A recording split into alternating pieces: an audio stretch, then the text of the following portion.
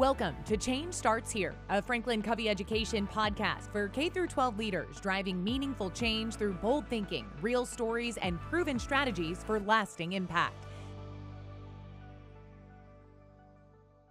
Hey, listeners, welcome back to Change Starts Here Research Conversations.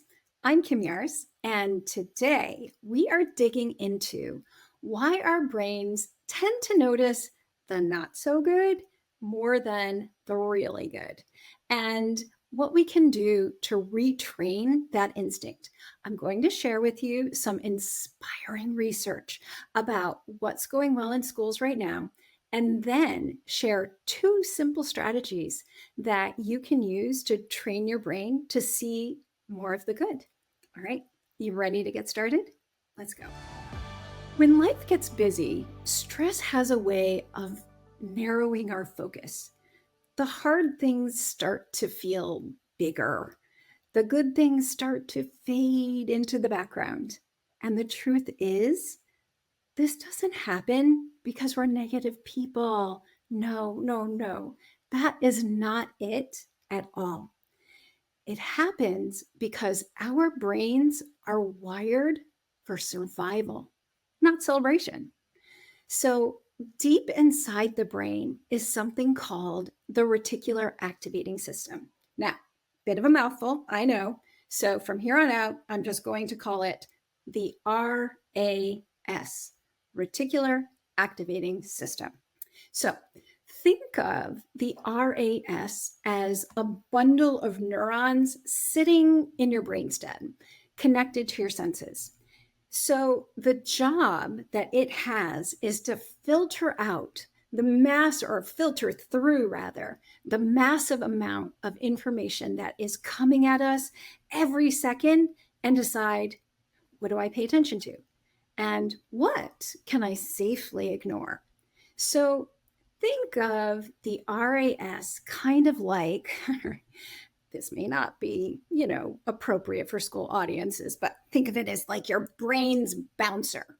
It decides who gets into the club and who doesn't. So here's how the RAS works in everyday life.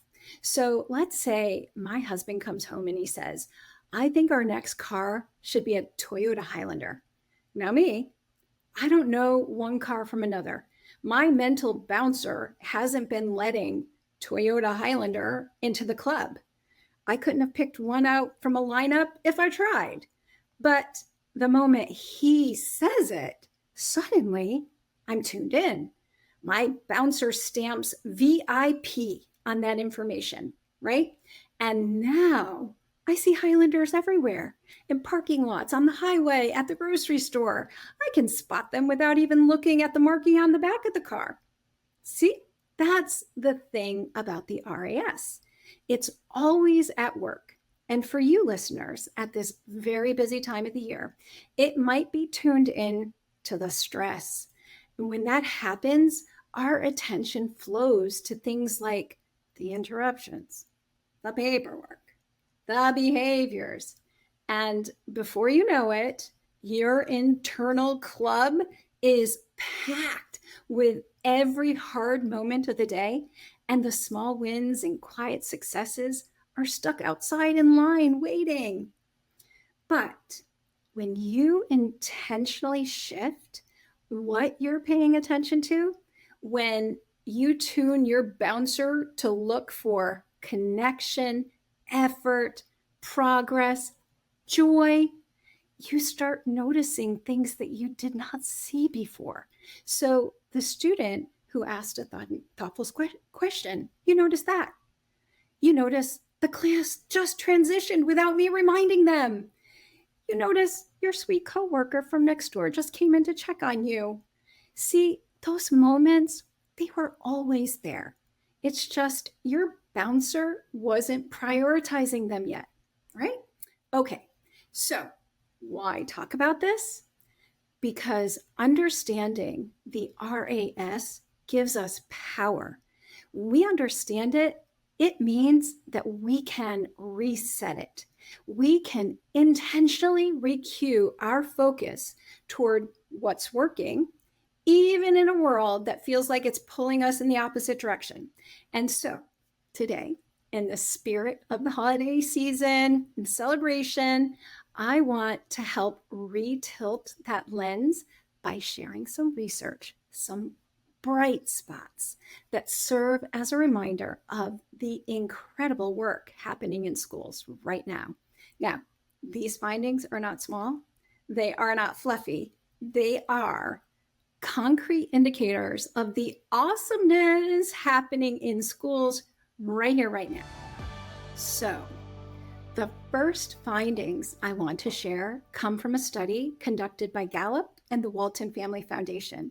So you'll find links to everything I mentioned today in the handout in the show notes. So going back to the study, they surveyed students across grades K through 12 and found something so encouraging. This is what it was. Students are feeling more positive about school than they have in the last 2 years. Let that sink in for a moment. 71% of students now give their school either a grade of an A or a B. So, just to give it some context, in 2023, that number was at 66%. And in 2024, it was at 64%. And so there you go, just this beautiful trend of upward growth. Okay, but wait, there's more. So when you isolate that top category, students giving their school an A grade, this year, 31% of those surveyed would give their school an A. So in 2023, it was 22%. In 2024, it was 26%. So that, again, is this beautiful upward trajectory. So I just want to say that is not just improvement. That there, friends, that is momentum. And momentum is what every educator I know is craving. All right. But wait, there's more good news. There's another study, the Voices of Gen Z 2025 report, that also revealed something extraordinary. So all 8 measures of student engagement reached their highest levels on record. Whoa. Okay. The biggest jumps, students who say school gives them the chance to do what they do best. So it went from 40% in 2023 to 50% in 2025. Awesome. And students who say they have a teacher who makes them excited about the future, up to 78% from 70% in 2023. But my favorite statistic of all from this report, 74% of Gen Z K-12 students say they have a teacher who encourages their goals and dreams. Oh my gosh, that means schools are filled with loving, caring teachers, and students are feeling it, right? And here's why that is so powerful. As engagement increases, students' hope and positivity about the future increase too. And listeners, you did that. Teachers did that. School leaders did that.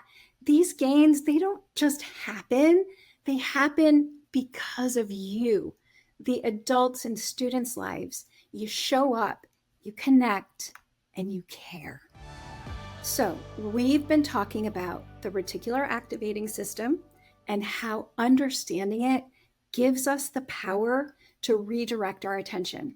But like anything, it works best when we're intentional.